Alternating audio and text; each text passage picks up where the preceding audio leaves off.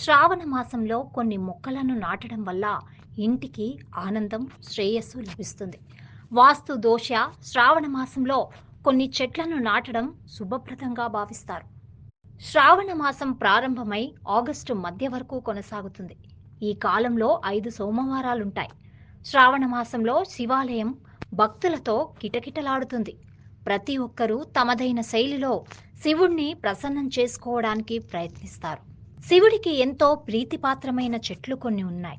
శ్రావణ మాసంలో ఈ చెట్లను నాటడం వల్ల భగవంతుని ప్రత్యేక అనుగ్రహం లభిస్తుంది. ఈ చెట్లను చాలా ప్రయోజనకరంగా భావిస్తారు. శ్రావణ మాసంలో ఏ మొక్కలు నాటడం శుభప్రదమో తెలుసుకుందాం. శివుడికి శమీ వృక్షం ఎంతో ప్రీతికరమైంది. ధార్మిక వేడుకలలో కూడా ఈ చెట్టును అత్యంత ప్రత్యేకమైనదిగా భావిస్తారు.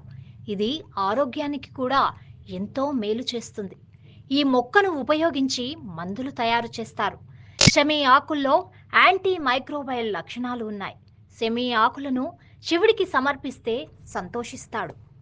అశ్వత్థామ చెట్టును భారతీయ సంస్కృతిలో చాలా సంవత్సరాలుగా పూజిస్తున్నారు.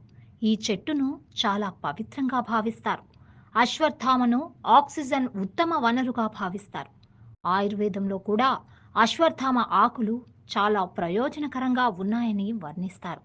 అటువంటి పరిస్థితిలో శ్రావణ మాసంలో ఎక్కడో ఒక చోట అశ్వత్థామ చెట్టును నాటడం వల్ల అనేక ప్రయోజనాలు కలుగుతాయి.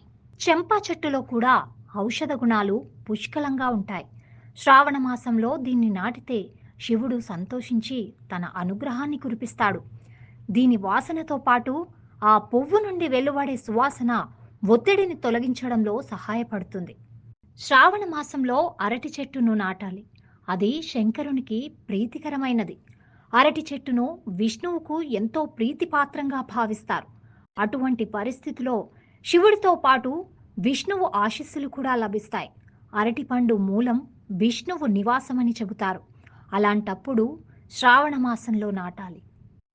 బిల్వపత్రాలు శివునికి ఎంతో ప్రీతికరమైనవి. శ్రావణ మాసంలో బేల్ చెట్టును నాటడం రెట్టింపు మేలు చేస్తుంది. ఈ చెట్టు ఆకులు, పండ్లు ఔషధ గుణాలతో నిండి ఉంటాయని నమ్ముతారు. ఇది పురాణాలలో కూడా వర్ణించబడింది.